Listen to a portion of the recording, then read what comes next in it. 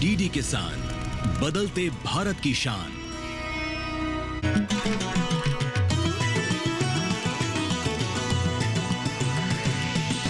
DD किसान, बदलते भारत की शान।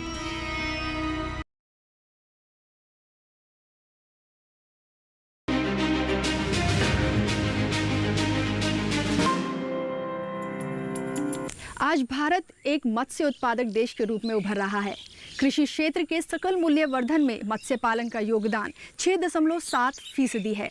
वहीं एक अनुमान के मुताबिक 6 करोड़ 8 लाख लोगों को इससे प्रत्यक्ष रोजगार मिल रहा है।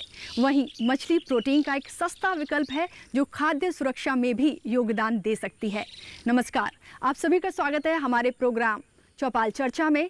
और आज की चौपाल चर्चा की टीम निकल पड़ी है जिला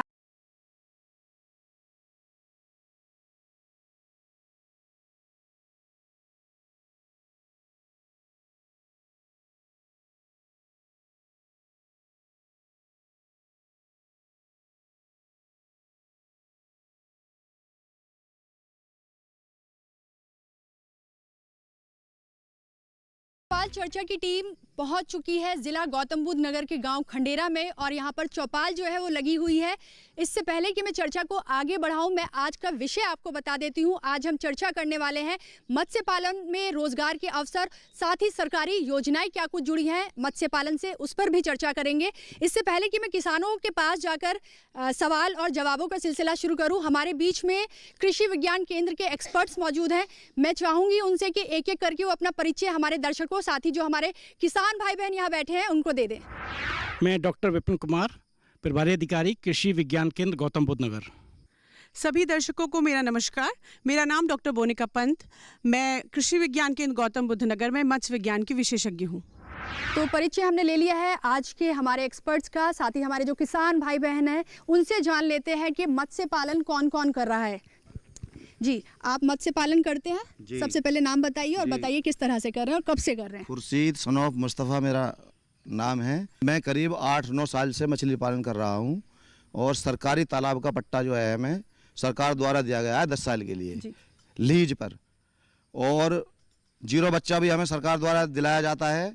इसके साथ साथ सरकार द्वारा हमें केसीसी भी दिलाए गए हैं और इसके साथ साथ हमारे नूरपुर छोलस विज्ञान के अंदर बोनिका पंत जी हैं, ये बार बार तालाबों पे जाती हैं, निरीक्षण करती हैं उन तालाबों का, और हमें इनसे बहुत बड़ा सहयोग मिल रहा है।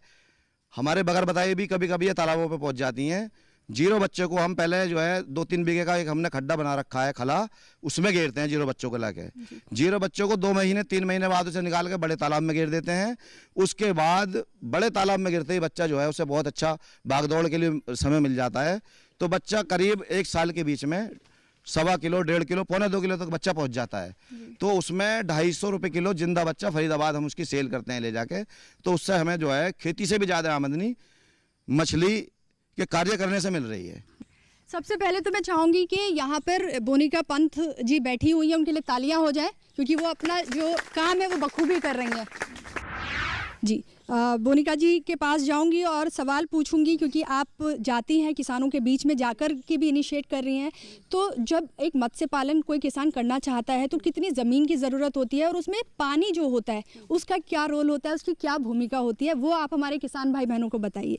जैसे अगर हम बात करें व्यावसायिक मछली पालन का, तो कम से कम हम 1 हेक्टेयर को हम आइडियल मानते हैं, यानी कि 10,000 मीटर स्क्वायर। अगर आपके पास 10,000 मीटर स्क्वायर का तालाब है तो आप अगर उसकी गहराई जो है आप 2 मीटर रखिए और उस 2 मीटर में से आप 1.5 मीटर तक आप पानी भरिए, आधा आप छोड़ दीजिए मीटर फ्री बोर्ड कि अचानक से वर्षा आ जाए या फिर बारिश हो तो आपका जो है वो आपके पास कुछ जगह रहे जिसमें वो पानी भर सके, ताकि तालाब में एकदम से बाढ़ ना आ सके। तो 2 मीटर का तालाब, आप उसमें 1.5 मीटर पानी भर लीजिए।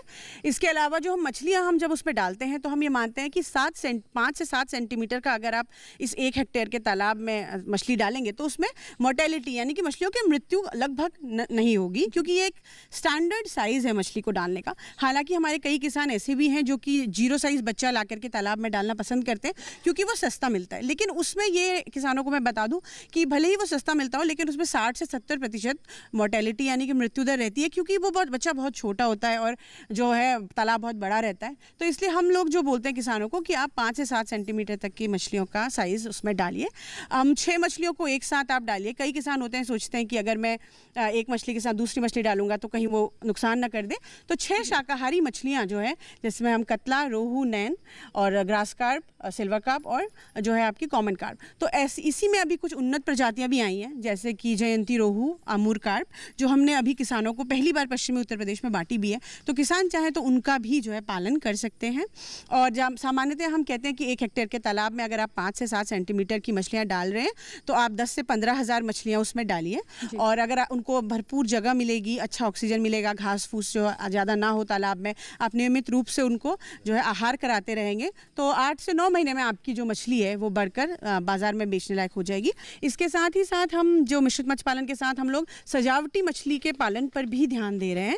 एक्वेरियम बिजनेस आप जानते हैं लोगों को पसंद है, मछलियाँ हमारे यहाँ शुभ भी मानी जाती है रखना, तो काफ़ी यहाँ पे उसका स्कोप है। तो हम जो है कई महिलाओं को इसके लिए खासकर ट्रेन कर रहे हैं, और इसमें जो NFDB से हमें कुछ ट्रेनिंग के लिए कुछ फंड भी मिला था, तो हम महिलाओं को खासकर जो है रंगीन मछली पालन, क्योंकि वो बैकयार्ड में भी कर सकती हैं, एक्वेरियम भी आसानी से बना सकती हैं, एक बार तकनीकी सीख लें। बिल्कुल, तालियां हो जाए इतनी अच्छी जानकारी के लिए। जी, बोनिका जी ने बहुत अच्छी जानकारी दी और उन्होंने बताया कि यहाँ पर कृषि केंद्र के माध्यम से ट्रेनिंग दी जा रही है रंगीन मछलियों को पालने में। यहाँ महिलाएं उपस्थित हैं, उनसे जानते हैं किस किस ने ट्रेनिंग ली है और उससे उनको क्या लाभ पहुँचा है। जी, आपसे शुरुआत कर लेते हैं, नाम बताइए। मेरा नाम कृष्णा है मैम जी। मैं मछली पालन की ट्रेनिंग में हम कई बार गए भी हैं और ली है, तो उसके हमने प्रोडक्ट बनाने जाने में कि मछली के पकोड़े या मोमोज और रोल वगैरह होते हैं वो बनाए हमने। स्टॉल जो लगते हैं छोटे छोटे कृषि विभाग में वो लगाए हमने स्टॉल, उसमें मोमोज वगैरह की स्टॉल लगा के नहीं उन्हें बेचा भी था, और उसके लिए मुझे पुरस्कार भी मिला था मैम वहाँ से। तालियां हो जाए पुरस्कार के लिए। तो आगे हम बस यही करना चाहते हैं कि बना के नहीं और बेचें, और जो नहीं खाते हैं वो खाना सीख जाएं जो, और मछली के लिए आगे से ज़्यादा। बिल्कुल, मछली जो है वो प्रोटीन का एक सस्ता विकल्प है और ये खाद्य सुरक्षा के लिए भी बहुत अच्छा योगदान दे सकती हैं मछलियाँ हमारी। मेरा नाम कुंती है और मैंने मैम के यहाँ पे मतलब कृषि विभाग में ट्रेनिंग ली है एक्वेरियम बनाने की, और उसमें बहुत आमदनी है। अगर कोई करना चाहे बहुत ही मतलब फ़ायदा होगा उनके लिए। और आपको कितना फ़ायदा होगा? मैम अभी तक मैंने ये काम शुरू नहीं किया है, पर मैं करना चाहती हूँ। कृषि विज्ञान केंद्र जो है वो ट्रेनिंग दे रहा है और अपने एरिया के जो लोग हैं उनको जागरूक कर रहा है, क्योंकि अब आप ट्रेनिंग ले चुकी हैं तो आप आगे अवेयरनेस कैसे फैला रही हैं? मैम मैं यही कहना चाहती हूँ कि अपनी आमदनी बनाने के लिए कम से कम एक एक्वेरियम की कीमत 5,000 रुपये है, और उसका मतलब हमें बहुत सस्ते सामान पड़ता है, इतना महंगा नहीं पड़ता है। लगभग 1,000 के करीब हमारा सामान पड़ता है उसमें, और हम 5,000 के करीब उसे बेच सकते हैं। बिल्कुल, ये आमदनी का एक बहुत अच्छा ज़रिया हो सकता है और आपने इतनी अच्छी जानकारी दी। मैं चाहती हूँ ये काम सभी करें और अपनी आमदनी बढ़ाएं। जी, तो देखिए ये चाहती हैं कि ये काम सभी करें और अपनी आमदनी जो है उसको बढ़ा लें। इसके अलावा हम अब फिर से आते हैं, क्योंकि जैसा कि हमने शुरुआत में बोला था कि जो मत्स्य पालन है उसमें रोज़गार के अवसर बहुत ज़्यादा आजकल हो गए हैं, क्योंकि एक लघु उद्योग बन चुका है। सिर्फ मछुआरों का काम नहीं रहा है मछली पालना। एक कौन बताएगा, आप बताएंगे? हाँ जी, मैं कालूराम कश्यप, मैं करीबन 15 से 20 साल से मछली पालन कर रहा हूँ। मछली पालन में अच्छा व्यवसाय होता है। और मछली पालन आप इतने टाइम से कर रहे हैं तो क्या कुछ आपको फ़ायदा हुआ है? इसमें काफ़ी फ़ायदा हुआ है जी मुझे। जी, जैसे कि मैं मछली पालन करता हूँ, इसमें मुझे अच्छा रोज़गार मिलता है। जी, और अपने साथ साथ आपने किसी और को भी रोज़गार दिया है क्या इसमें? हाँ, इसमें अपने साथ साथ मैंने औरों को भी रोज़गार दिया है। कितने लोग जुड़े हैं आपके साथ? करीब करीब मेरे साथ जुड़े हैं 3 से 4। जी, 3 से 4। 3 से 4 व्यक्ति जुड़े हैं। तो एक बार तालियां हो जाइए, अपने लिए ही रोजगार उत्पन्न नहीं किया है, 3 से 4 लोगों को रोजगार ये दे रहे हैं। बहुत बहुत धन्यवाद, बैठिए जी। मेरा नाम तेजवीर सिंह है जी। और मत्स्य पालन करता हूँ 8-9 साल से जी। और हम जो है सबसे पहले मैं सभी किसान भाइयों को भी बताना चाहता हूँ, तो जो सबसे पहले हम तालाब जो मार्च अप्रैल में तैयार करते हैं उसे सुखा लेते हैं और सुखाने के बाद में उसका लेवलिंग करके और उसके मिट्टी जांच कर मृदा परीक्षण करने के बाद में जब उसमें जल भरकर 8-7 दिन जब जल भरे रहता है उसमें 1.5-2 मीटर, जब जीरा बच्चा लेकर के आकर उसमें डालते हैं जी। उस जीरा बच्चे से ये बात ज़रूरी है कि उसमें 40-50% हमारा डैमेज हो जाता है, मर जाता है, लग नहीं पाता।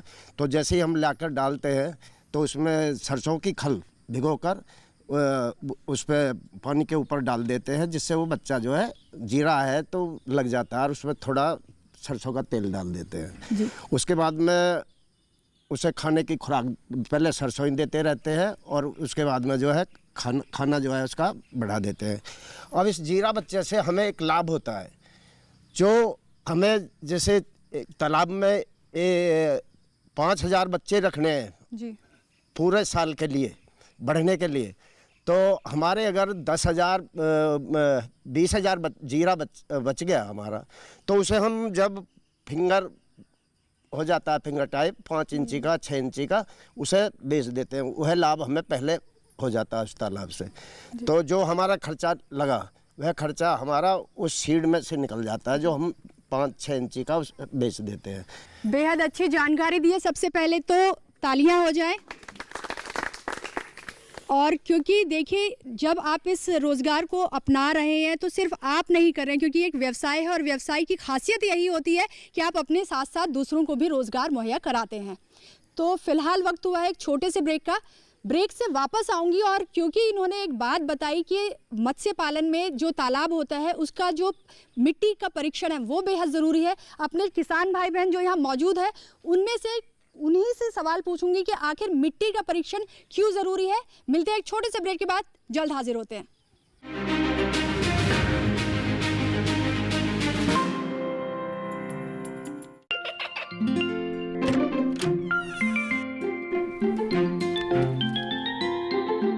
ये क्या हो रहा है? काशवी, इतने कम मार्क्स?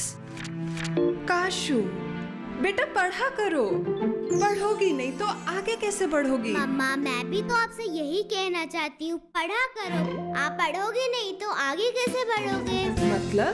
वो देखो, सिर्फ बैक पर छपा ऑर्गेनिक नहीं, ऑर्गेनिक का निशान पहचाने। पीजीएस ऑर्गेनिक का ये लोग उन किसानों की पहचान है जो आज भी परंपरागत विधि से रसायन मुक्त खेती कर आपके लिए शुद्ध फसल उपजा रहे हैं। अब समझे मम्मा, अगर मैं प्योर ऑर्गेनिक फूड नहीं खाऊंगी तो अच्छे मार्क्स कहाँ से लाऊंगी? अच्छा बच्चों, जैविक खेती की इस मुहिम को आगे बढ़ाइए, शुद्ध ऑर्गेनिक अपनाइए।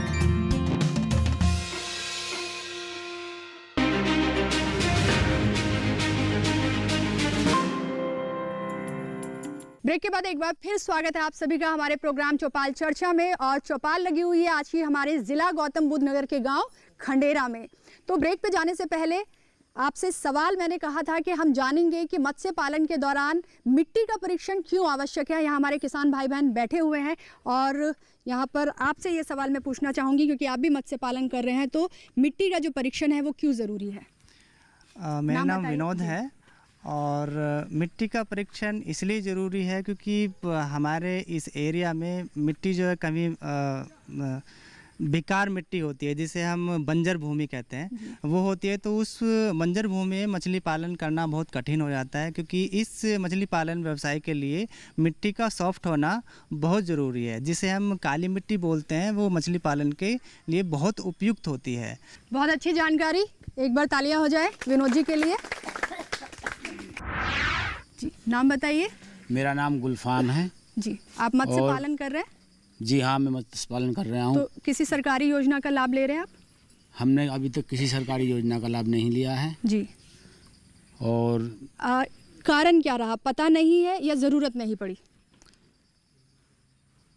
पता भी नहीं है और ज़रूरत भी महसूस नहीं हुई है। इस काम से हमें सही अच्छी आमदनी होती है जी। और मैं करीब 20 साल से इस काम को कर रहा हूँ। अब से पहले तो हम वैसे ही कर रहे थे जैसा हम जानते थे या जो हमारे बुजुर्गों ने बताया, लेकिन जब से हम कृषि विज्ञान केंद्र से जुड़े हैं तो वैज्ञानिक तरीके से करने लगे हैं इस काम को। और जब से वैज्ञानिक तरीके से इस काम को करने लगे हैं तब से हमें इसकी आमदनी बहुत अच्छी लग रही है। जैसे हम सूखे की खेती करते थे पहले, उससे इस मछली के काम में 3 गुनी आमदनी होती है। मानो 10 बीघे खेत में हमें एक साल में 1 रुपया मिला और 10 बीघे तालाब में अगर हम मछली पालेंगे तो उसमें 3 रुपये हमें मिलते हैं। और हमारे साथ साथ जो है और लोगों के भी बहुतों के रोजगार इस काम से चलते हैं। चर्चा जब होती है तभी हमें समझ में आता है कि क्या चीज़ें हमें ज्ञान नहीं है, और क्योंकि इतने सारे लोग बैठे हैं, एक्सपर्ट हमारे साथ आज बैठे हैं, और जैसा कि इन्होंने बताया कि योजना का लाभ नहीं ले रहे हैं, शायद जानकारी नहीं है, तो क्योंकि आज चर्चा हो रही है और एक्सपर्ट हमारे बीच में है तो जानकारी भी ले लेंगे, और भविष्य में हम चाहेंगे अगर ज़रूरत है तो योजना का भी आप लाभ लें। जी, हमारे बीच में हमारे एक्सपर्ट डॉक्टर विपिन जी मौजूद हैं यहाँ पर। उनसे जानना चाहेंगे मत्स्य पालन से जुड़ी क्या कुछ योजनाएं हैं और किसान उनका लाभ कैसे उठा सकते हैं। जी विपिन जी। प्रधानमंत्री मत्स्य संपदा योजना जो वर्ष 2020 में भारत की केंद्र सरकार द्वारा लॉन्च की गई थी, उसका एक बहुत बड़ा उद्देश्य ये था कि वर्ष 2024-25 तक किसानों की आय बढ़ाना और खासकर जो मत्स्य पालन कर रहे हैं उनको बुनियादी सुविधाएं उपलब्ध कराना, जैसे तालाब की खुदाई है, और साथ में उनको जो तकनीकी ज्ञान के माध्यम से उन तक तकनीकी पहुंचाना। तो इसमें हमारा कृषि विज्ञान केंद्र बहुत तरह के कार्य कर रहा है। एक तो पहला कार्य है प्रशिक्षण का, जैसा कि अभी हमारे किसान भाई ने, मत्स्य पालक ने बताया कि जो वो पहले इनकम ले रहे थे या वो एक ब्रीड पर निर्भर थे, तो वही प्रशिक्षण के माध्यम से हम उनको ये बता रहे हैं कि वो मिश्रित मत्स्य पालन करें और उसमें कम से कम 5 या 6 ब्रीड तक जाएँ, जिससे कि वो जो पूरे तालाब का के जो पानी है, कॉलम है, उसका पोषण है, उसको वो उपयोग कर सकें। दूसरी बात है, इसके साथ साथ हम प्रशिक्षण केवल ऐसे नहीं कि हम ब्रीड के बारे में ही रखते हैं। जो प्रशिक्षण है, हमारे जो विशेषज्ञ हैं वो पोषण के बारे में भी, उसके रखरखाव के बारे में, जैसे कि किस तरह का पानी होना चाहिए, जैसे अभी आपने मृदा की बात रखी कि मृदा की जाँच क्यों आवश्यक है, तो वो सभी विषयों को उसमें प्रशिक्षण में कवर किया जाता है। एक तो ये मत्स्य पालक का प्रशिक्षण हो गया। उसके साथ साथ जिसके पास ज़मीन नहीं है और वो मत्स्य पालन नहीं कर सकता, तो एलाइड सेक्टर में कि उसके उत्पाद बनाकर, जैसा कि अभी एक हमारी बहन ने बताया कि वो उत्पाद बनाने की प्रशिक्षण भी दिया जाता है। इसके साथ साथ हम उसमें जो बेरोजगार युवक युवतियां हैं उनके लिए भी प्रशिक्षण का आयोजन करते हैं, जैसे कि वो, क्योंकि हम एनसीआर में बैठे हुए हैं और नोएडा में बहुत ज़्यादा डिमांड है एक्वेरियम, फिश एक्वेरियम की, तो कलर्ड मछली का भी हम प्रशिक्षण देते हैं। इसके साथ साथ हम जो बड़े स्तर पर किसान करना चाहता है तो उसको ज़िले में जो विभाग है, मत्स्य पालन विभाग, उससे जोड़कर कोई नया तालाब खुदवाना चाहता है तो उसमें, क्योंकि जो ये योजना है इसमें 90% जो अनुदान है वो केंद्र सरकार के द्वारा है और 10% जो अनुदान है प्रधानमंत्री मत्स्य संपदा योजना में वो राज्य सरकार का योगदान रहता है। तो उस योजनाओं से जोड़ने का कार्य भी कृषि विज्ञान केंद्र कर रहा है। तो इस तरीके से अब मैं यहाँ पर अभी, जैसे हमारे एक किसान भाई ने बताया कि मृदा की जाँच क्यों आवश्यक है, थोड़ा उस पर प्रकाश डाल दूँ। मृदा और जल दोनों की जाँच बहुत आवश्यक है, क्योंकि हम यदि इस पूरे क्षेत्र की बात करें तो जो हमारा उत्तर पश्चिमी समतल पटल क्षेत्र है, ये यमुनानगर से स्टार्ट होकर एटा इटावा तक पूरा जो ज़मीन है वो क्षारीय भूमि है। और क्षारीय भूमि जहाँ लवण ये ज़्यादा होंगे या क्षार ज़्यादा होते हैं तो वहाँ पर वो कहीं ना कहीं ग्रोथ को प्रभावित करता है, फसल को, और फसल के साथ साथ यदि हम मछली पालन का काम कर रहे हैं तो उसको भी। तो जाँच इसलिए आवश्यक है कि यदि हम मिट्टी की और पानी की इवन केवल pH मान ही हम जान लेते हैं तो हमको ये पता लग जाता है यदि अम्लीय है तो वहाँ पर हमको क्या ट्रीटमेंट देना है और यदि क्षारीय है तो हमको क्या ट्रीटमेंट देना है। जी, जानकारी अगर अच्छी लगी हो डॉक्टर साहब की तो तालियां हो जाए एक बार। जी, क्योंकि आधुनिक युग है और विज्ञान का युग है, तकनीक का युग है, तो आप लोगों से अब ये भी जानना चाहूँगी कि क्या कुछ टेक्नोलॉजी का इस्तेमाल करके आप ये मत्स्य पालन कर रहे हैं और अपनी आमदनी को दोगुना कर रहे हैं, कौन बताएगा?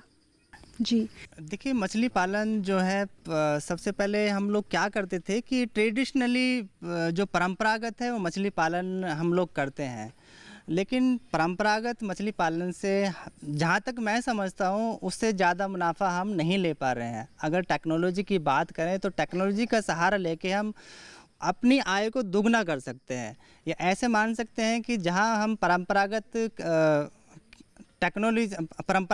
खेती से हम जहाँ 2 टन पर एकड़ हम मछली पालन का लाभ ले रहे हैं, अगर टेक्नोलॉजी का हम फ़ायदा लेंगे तो उससे हम 5 टन तक हम उससे मुनाफा ले सकते हैं। अब टेक्नोलॉजी में बात करें तो जैसे एरिएशन की मछली पालन को सबसे ज़्यादा ज़रूरत होती है, क्योंकि एरिएशन जितना ज़्यादा तालाब के अंदर चलेगा, जितना पानी के अंदर चलेगा, ऑक्सीजन उतनी ही ज़्यादा बनेगी, और जितनी ज़्यादा ऑक्सीजन बनेगी मछली उतना ही स्ट्रेस फ्री रहेगी, वो अच्छे से मूव करेगी, अच्छे से रन करेगी और अच्छे से ही ग्रोथ करेगी। और साथ में ये कमर्शियल फीडिंग जो होता है आजकल, आपने देखा होगा कि तालाब में दाना डाल देते हैं और वो मछलियाँ खाती हैं, तो ये क्या है, एक कमर्शियल फीडिंग होती है जिसे फ्लोटिंग बोलते हैं और सिंकिंग फीडिंग बोलते हैं। तो इससे हमें दोगुना फ़ायदा होता है। जी, एक बार तालियां हो जाए ज़ोरदार विनोद जी के लिए, बहुत अच्छी तकनीक पे जानकारी दी है। यहाँ पे जो लोग मत्स्य पालन कर रहे हैं, क्या वो कुछ ऐसी चुनौतियाँ या परेशानियाँ फेस कर रहे हैं जो सवाल वो हमसे पूछना चाहते हैं, क्योंकि एक्सपर्ट्स आज हमारे बीच में मौजूद हैं। आप अपनी समस्या भी आज इन एक्सपर्ट से पूछ सकते हैं। मेरा सभी को नमस्कार, मैं रामदत्त बोल रहा हूँ, मछली पालन काम करता हूँ मैं एक बात कहना चाहूँगा कि जैसे कि हमारे नुकसान होता है, कुछ मछली मर गई गैस की वजह से, ऑक्सीजन की वजह से, कुछ बारिश की वजह से बह गई हैं, तो हम ये सरकार से अनुरोध करेंगे कि इनके बारे में हमारे लिए कुछ मदद की सोच विचार करें। जी बिल्कुल, सरकार आपकी समस्याओं को निपटाने के लिए ही है और आपने अनुरोध किया है, तो मैं उम्मीद करती हूँ सरकार तक ये बात पहुँची होगी। लेकिन क्योंकि हमारे एक्सपर्ट यहाँ मौजूद है, तो उनसे भी हम जानना चाहेंगे कि क्योंकि बहुत सारी मशीनें ऐसी आ चुकी हैं कि जो मोर्टेलिटी रेट को जो है उसकी दर को कम करती हैं, तो हमारे एक्सपर्ट इस पर क्या कहना चाहते हैं, एक बार जानना चाहूँगी। मोनिका जी।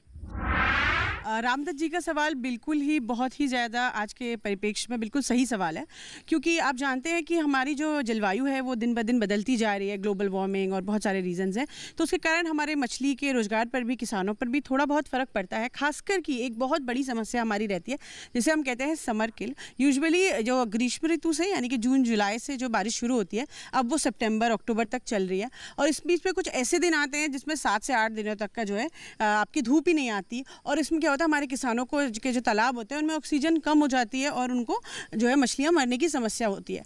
इस समस्या एक बहुत समस्या है, तो इसमें हम लोग जो हैं अपने किसानों को जो है 2 चीज़ें बोलते हैं। एक तो एक योजना है सरकार की, सघन जो आप मत्स्य पालन करते हैं उसमें एरेटर की जो है वो सरकार जो है, अगर आप एरेटर लगाते हैं, एक बार बोलूँगी सभी किसानों से ध्यान से सुनिए, इसकी समस्या का समाधान है यहाँ पर जी। तो वो जो एरेटर होता है वो आप लगा सकते हैं। उस एरेटर के लिए जो है सरकार जो है आपको 60, अगर आप बेसिकली ये जो योजना है वो महिलाओं को बढ़ाने के लिए है मछली पालन में, तो अगर आपकी महिला अगर एरेटर लेगी अपने नाम पर, अगर सामान्य जो है वर्ग की है तो 50% उसे जो है अनुदान मिलता है, अगर अनुसूचित जाति की है तो 60% तक का अनुदान मिलता है एरेटर को खरीदने में। और अगर आप आधे हेक्टेयर में ये मछली पालन कर रहे हैं और आपको एरेटर लगाना है ऑक्सीजन की समस्या से निपटान करने के लिए, तो आपको 2 हॉर्स पावर तक का जो है आप लगा सकते हो। अगर 1 हेक्टेयर का आपका तालाब है तो आप 2 एरेटर लगा सकते हो। और अगर आपका फिर भी नुकसान हो जाता है तो आप लोगों को जानकर खुशी होगी कि अभी भारत सरकार ने प्रधानमंत्री जो एक समृद्धि योजना लेकर के आया है, उसका एक पार्ट है जो है जल कृषि बीमा। बहुत सारे किसानों को दिक्कत रहती है कि मछली बीमारियां से मर गई या फिर कोई नुकसान हो गया, तो हम कैसे उसकी भरपाई करें। तो जैसे फसल बीमा था, वैसे ही हम जल कृषि का बीमा भी सरकार लेकर के आई है, और इसके 2 तरह का बीमा है, और उसमें एक बीमा में जो है बीमारियां भी कवर है कि अगर आपकी बीमारियां हो जाती है मछली को, तो किसान भाइयों को मैं ये जानना बताऊंगी कि जो एक पोर्टल है NFDB ने बनाया है मत्स्य किसान के रजिस्ट्रेशन के लिए, आप उसमें खुद को रजिस्टर करिए और उसके बाद इन योजनाओं का जो है लाभ लीजिए, क्योंकि इन योजनाओं का लाभ लेने से आपको ये फ़ायदा रहेगा कि आपकी जो छोटी छोटी समस्याएं हैं उनका निवारण आपको मिल जाएगा। इसके साथ भी और भी बहुत सारी योजनाएं, जैसे कि किसान क्रेडिट कार्ड आपको बताया ही हमने, और इसके अलावा जो है जैसे कुछ उत्तर प्रदेश सरकार भी बहुत सारी योजनाएं लेकर के आई है, जैसे जो ग्राम सभा के तालाब है, पट्टे के तालाब है, तो उनमें अगर आपको जैसे बोट अगर आपको चाहिए तो बोट योजना, जाल देती है सरकार। देखिए, तो ऐसी कई सारी योजनाएं हैं जिनके बारे में जानकारी के लिए आप हमारे केंद्र आ सकते हैं या अपने नज़दीकी मत्स्य विभाग में भी जो संपर्क कर सकते हैं, और आपकी योजनाओं का जो है जहाँ तक है पूरा का पूरा समाधान किया जाएगा। धन्यवाद इतनी अच्छी जानकारी के लिए मोनिका जी। और देखिए, हमारे किसान भाई बहन जितने भी यहाँ मौजूद हैं, उम्मीद करती हूँ उनको एक अच्छी जानकारी आज एक्सपर्ट्स के द्वारा मिली होगी। हमारे एक और किसान है जो हाथ उठा रहे हैं, उनका कुछ सवाल है वो भी ले लेते हैं। बताइए अपना। मेरा नाम शाहिद मलिक है जी। तो मैंने स्टार्टिंग में लगभग 20 एकड़ में 0 बच्चे का काम करा। वो मैंने पर्सनल अपने ही पैसों से ख़रीदा, ना मैंने गवर्नमेंट की कोई मदद ली जी। और वो 20 एकड़ के साथ मैंने 2 एकड़ का एक तालाब और लिया, जिसमें मैंने 5 इंची, जैसा डॉक्टर मोनिका पंत जी ने बताया जी। कि बड़े बच्चे का काम, तो मैंने 2 स्टार्टअप एक साथ कंटिन्यू करे जी। तो उस मैंने जो 0 बच्चे का काम करा था, उस 0 बच्चे को पालने के लिए जैसा भाई साहब ने बतलाया कि 70% मॉडलिटी हो जाती है जी। तो उस 70% मॉडलिटी में आप ये लगा लीजिए जो उसका फीडिंग का खर्चा है, या पर्सनली मैंने वो लीज पे जगह ली है प्राइवेट सेक्टर से जी। तो वो खर्चा प्लस फीड का खर्चा प्लस बच्चे का खर्चा, वो खर्चा तो रहा, उसमें 70% मॉडलिटी होगी। बाकी को उस बच्चे को 3 से 4 इंची करने के लिए जो बड़े तालाब में मुझे किसी को बेचने हैं, ज़्यादातर राजस्थान के आते हैं लेने, या लोकल किसी को चाहिए फार्मर को, वो ले जाता है, तो 4 से 5 इंची करने के लिए 4 से 5 महीने का ही समय लगता है, लेकिन उसमें कभी कभी ग्रोथ कम हो जाती है जी। तो ग्रोथ कम होने की वजह से इतने ही ठंड का टाइम आ जाता है। जी। जैसे ही ठंड आती है तो ये जो साइबेरिया पक्षी हैं या जल कौए हैं या अदरवाइज़ जो भी पंछी जो मछली खाता है वो उसमें आ जाते हैं। ठंड में किसान पूरा टाइम कोहरे में दे नहीं पाता है। अब वो 20 एकड़ के खेत में कहाँ तक उसे भगावे। जी। उसमें तारबंदी भी करी जाती है, रेशम भी बिछाई जाती है, सारे काम करे जाते हैं, लेकिन ठंड में वो सर्वाइव नहीं कर पाते हैं। एक्सपर्ट्स यहाँ मौजूद हैं, उम्मीद करती हूँ सवाल समझ गए होंगे। इनकी समस्या का क्या समाधान हो सकता है, डॉक्टर विपिन से जानना चाहूँगी। वैज्ञानिक तरीका है उसमें, तो तरीका यही ठीक है कि जो लगभग 3 से 4 इंच तक का ही बच्चा डाला जाए। और यदि कुछ किसान भाई जो हमारे मत्स्य पालक है वो इसलिए करना चाहते हैं कि वो पहले उसको बड़ा करके भी बेच लें और साथ में कुछ छोड़ देते हैं, उस तरह से काम करें। तो यदि इस तरह से करना चाहते हैं तो उसको कुछ समय पहले स्टार्ट कर दें, जो उनका बड़ा होने का जो पीरियड है वो ठंड से ना टकराए। तो इस तरह से यदि वो ध्यान रखेंगे तो उसमें उनको ये समस्या नहीं आएगी। जी बिल्कुल। यहाँ मोनिका जी भी है और क्योंकि मत्स्य पालन की ही एक्सपर्ट है, उनसे जानना चाहूँगी कि एक्सपर्ट एडवाइस क्या होगी। हम ज़्यादातर किसानों को ये सलाह देते हैं कि वो मार्च अप्रैल से अपना मछली पालन का साइकिल शुरू करें और दिसंबर आने तक, यहाँ के मौसम के हिसाब से बता रही हूँ कि दिसंबर आने तक आप अपनी मछली को बाज़ार में लेकर के आ जाओ। और इसके अलावा एक दूसरी चीज़ जो हम ये किसानों को एडवाइस देते हैं वो ये है कि आप राउंड द ईयर अपनी मछली को रखिए। जैसे आपके तालाब में हर साइज़ की मछली रखिए। कुछ तो ऐसी मछलियाँ जो अभी बाज़ार में जाने योग्य हैं, लेकिन जब वो बड़ी हो जाती है, मतलब जब आपने पहले बार बच्चा डाला, जब उसने एक 700-800 ग्राम की हो गई, तब आप दोबारा उसमें कुछ नया बच्चा डाल दीजिए, ताकि जब तक वो आपके बाज़ार में बेचने के लायक तैयार हो तब तक आप पीछे आपकी जो छोटी मछलियाँ हैं वो भी बढ़कर बड़ी हो जाएं, जिससे आपको साल भर जो है आमदनी मिलती रहे। और उसका स्वास्थ्य प्रबंधन जो कि डायरेक्टली और इनडायरेक्टली पानी से जुड़ा हुआ है। तो मत्स्य पालकों के लिए मेरी ये एडवाइस रहती है कि ठंड आने से जस्ट पहले अपने पानी की जाँच करा लें, उसमें जो भी पोषक तत्व कम हो उसके आधार पर विटामिन मिनरल आजकल तालाब में डालने के लिए भी बाजार में आ गए, तो जिससे आपके जो आपका पानी होगा उसमें इतने अच्छे न्यूट्रिएंट्स हो जाएंगे कि अच्छा भोजन मछली को उपलब्ध होगा। तो एक तो ये समस्या जिससे उनकी जल्दी मछलियाँ बड़ी नहीं हो रही हैं, तो ये समस्या का समाधान हो सकता है। चौपाल चर्चा का मकसद यही है कि जो तकनीक है कृषि से जुड़ी हुई वो हर किसान तक पहुंचे, घर घर तक पहुंचे। चौपाल चर्चा आगे भी जारी रखेंगे, एक नए गांव में पहुंचेंगे, एक नए विषय पर बात करेंगे, नई सरकारी योजनाओं के बारे में आपको जागरूक करेंगे। आज इस चौपाल चर्चा को देती हूँ विराम। आप सबको बहुत बहुत नमस्कार।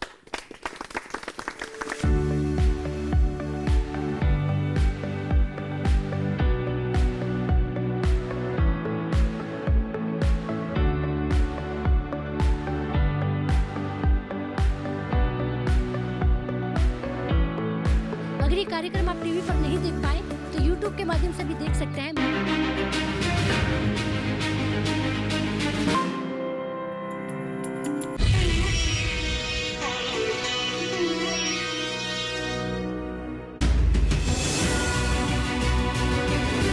महाराष्ट्र के प्रगति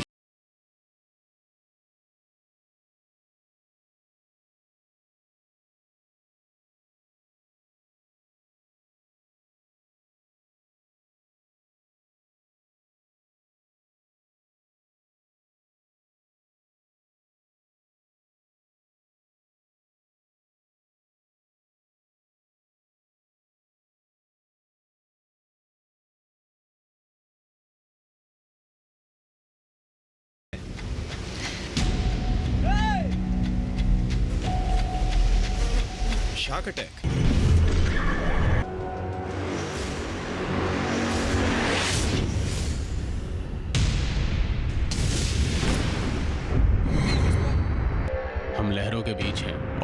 कि हमें मीलों दूर ले जाएंगे।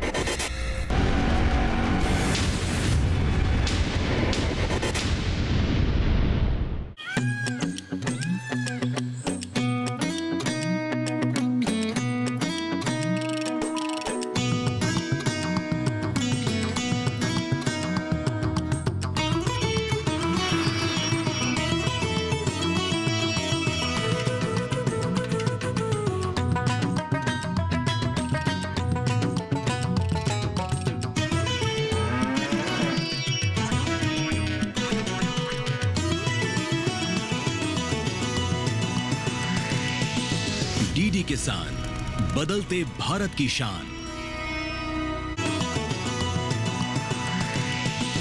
डीडी किसान, बदलते भारत की शान।